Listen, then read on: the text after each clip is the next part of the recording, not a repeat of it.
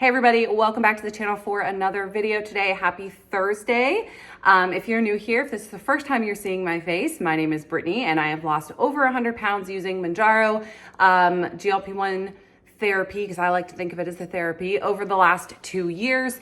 And I have shared that entire journey here on YouTube from the very first shot that I took all the way up until now where I am in maintenance, or, trying my best at maintenance. So if you want to go back and watch all those, you can, of course. Subscribe to the channel, leave me a comment, just join in on the fun.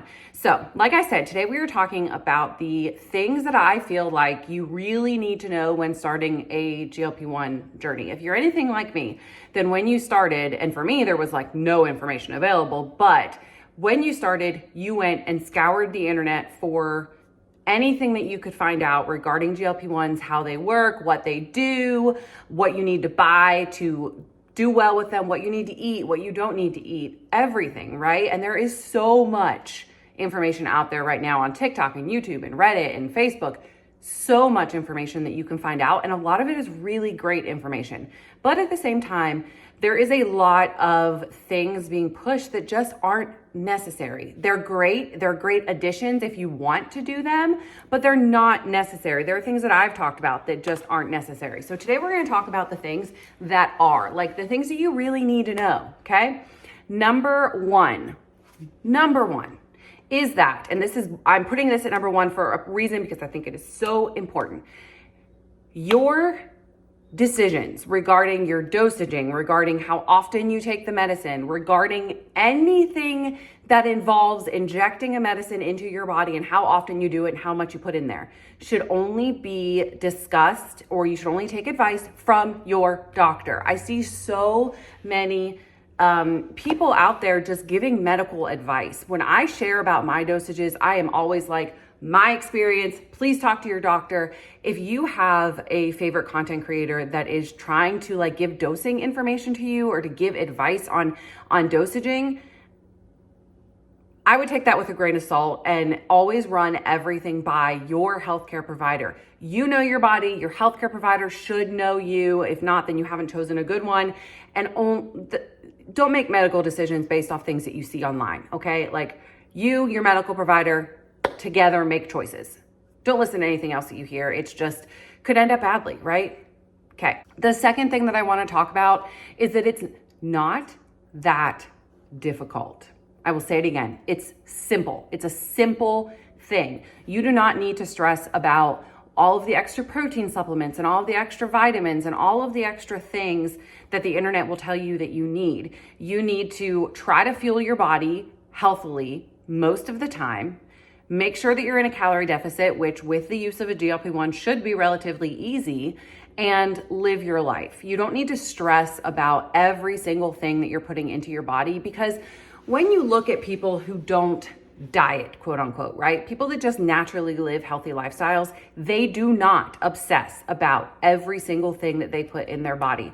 And this is something that really worries me within the GLP-1 community, because we aren't trying to just go on another diet, or you shouldn't be. This is not a fad diet. This is not something that is going to quickly help you drop 30 pounds and then you just move on with your life, and live life, right? This is a complete lifestyle overhaul that we are making with the tool of a GLP-1 that we've never been able to make before, because we never had the tool before, right? So you need to try and remember that the overall goal is to live in such a way that you are going to be able to sustain for the rest of your life. Are you going to be able to be keto or to eat zero sugar or zero carbs or whatever and completely eliminate total food groups for the rest of your life? Are you going to be able to never go to McDonald's ever again for the rest of your life, right? Probably not, okay? So we need to try and live like we can live forever. This is a forever thing. So my advice, again, I'm not a doctor, but my advice is to try and live as healthy as you can. And when you go to a birthday party, you eat that little piece of cake. And when you go out to eat with your family, you have a slice of pizza and Doing that will make this more sustainable for the long term and will make you able to keep up with it better. It's just not as difficult as some people will make you think that it is. It's just not. Just live your life. Take the drug, live your life. Naturally, you're going to want healthier things. 80-20 rule. 20% foods that you enjoy, that you want to eat, 80% healthy food. You don't even have to think about it, okay? I don't even count. I don't count anything, ever. I count protein sometimes, like when I'm doing the videos on higher protein, I count them, but for the most part, I don't count anything because I just don't want to. And healthy, skinny people that have lived healthy their whole life, most of them don't. Number 3, would this be a me giving my top whatever tips video if I did not say that water is your best friend? Because it is. Water is going to save your life. And I know people are like, that's a little dramatic. It's just water. No, it's going to save your life. It'll help with side effects, especially like constipation and being backed up and stuff like that. Being dehydrated makes your body retain water. It makes you not feel good. It makes you be puffy. It makes you have a headache. It makes you be constipated. Water will save your life. If there's one thing that you focus on, like, got to make sure I hit a goal, like count. If you count one thing, make it be your water intake, because I promise you, on days that I don't drink my water, or if I'm not as good about drinking water, oh boy, it's a bad day. It's like I'm nauseous, my stomach will hurt, I'll be constipated. It's just not good. My head hurts. I can like go through, most of the day and not have any water. And typically that happens for me on a weekend when we're just busy and we're out doing things and stuff.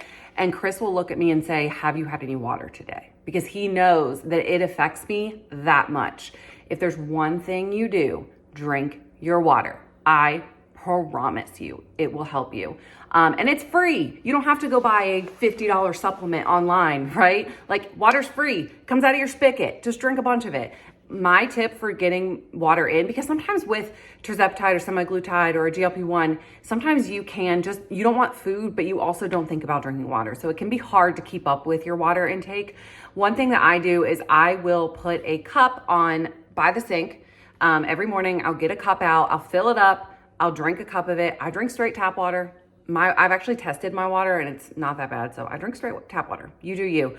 But I will drink a cup of it. I will sit that cup by the sink, and it reminds me every time I walk into the kitchen, I fill that cup up a little bit and drink it. Do I drink a whole cup every time? No, because sometimes like if you chug a whole cup of water, that can upset your stomach. But I at least put a few inches of water in it every time I go in the kitchen, drink it, sit it there for next time. And that helps me to get my water in throughout the day, because otherwise I'm a seltzer water drinker, which I know still counts, but I like to get some like spigot water in throughout the day as well. So I promise y'all, I know some people are like, Brittany, stop talking about water.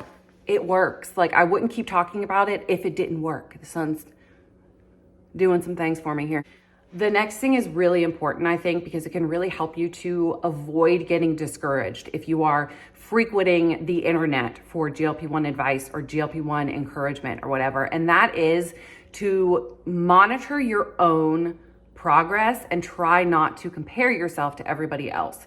One thing that I really like to do that I've talked about a million times is keeping a journal with, everything, anything that you can think to write down, the dosage you took, how you felt after it, your weight, everything. Keep a journal. I actually use the ShopPal app now, but prior to that, I was keeping a journal. Write everything down, and also take pictures.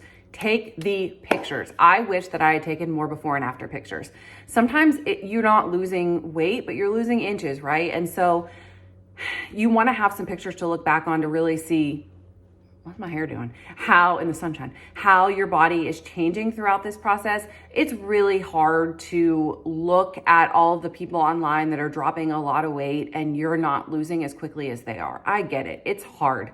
I've followed a couple of content creators from the very beginning of my journey who hit their 100-pound weight loss goals way before I did. And not gonna lie, I was like, what the heck am I doing wrong, right? You're not doing anything wrong. You just don't need to compare yourself to others. I quite honestly would tell you to avoid a lot of sort of oversaturating yourself within the world of GLP-1 motivation or content creation or influencing or whatever, I tend to pick a couple. I have a couple of people that I watch or listen to, and the rest of it, I don't. I will have one of the friends that I've made within this community reach out to me and be like, did you see her video? And I'm like, I don't even know who she is, because I don't want to oversaturate myself and be getting information from so many different sources that I can't put it all together for myself, or that I can't put it all together and figure out how it's going to apply to me. So I have found a few trusted sources that I really enjoy watching, and that is all, because I don't want this to consume my life. Again, we're going back to, this isn't a diet. This isn't something that you need to obsess over. This is something that you are doing for most likely the rest of your life. You need to make it so that it's sustainable for the rest of your life. And obsessing to the point where you're so obsessively anxious about it is not going to benefit anybody. Number 5, and admittedly one of the most important ones. I am a very, very big advocate that most people that are taking a GLP-1 for weight loss need therapy. Let me explain. When you have weight loss surgery, which I know a lot of you probably will know this, because I know there are a lot of you who have had weight loss surgery previously that are now on a GLP-1. My mom had weight loss surgery in 2002 or 2003. She had to go through extensive mental health therapy prior to the surgery. She had to be cleared. She had to go to several therapy sessions before her surgery, several after her surgery. And there's a very big reason for that. When you go through this journey of losing a ton of weight, you become a new person. I made a video recently about the GLP-1 glow up that I 100% think is a real thing. And judging on the comments of that video, so do you guys. If you haven't watched that, I will link it down below. But you go through this glow up. You become this new person that you probably were always meant to be, but you transform, okay? So sometimes it can be hard to transform into this new person and figure out how your other life and how that person fit into this person or transformed you into this person. It's a mental process that a lot of us just can't handle on our own. And that happens in weight loss surgery as well. But even more on top of that, there's a reason why we were, in my case, 250 some odd pounds, right? There was something that happened for majority of us in our childhood or in our young adulthood or in our life that caused us to have this sort of miswiring in the brain, and the food addiction and the food noise and the using a food as comfort or as a hiding spot or whatever. Something happened to, I would argue, all of us. And if you're sitting here thinking, Brittany, no, I'm fine, I just was fat, I think you should take a good hard look, because I've not heard one story of somebody who did not have any type of childhood trauma or any type of thing happen in their childhood that caused or led to the obesity disease. For me, you guys know I've been very open about it. I was abused as a child. I hid under my fat for years and years and years. If I had not had therapy, I'm still in therapy. If I had not had therapy, I don't know that I would have been able to heal and use that healing as a way to transform my life through what I look like, through weight loss, through also just not hiding anymore.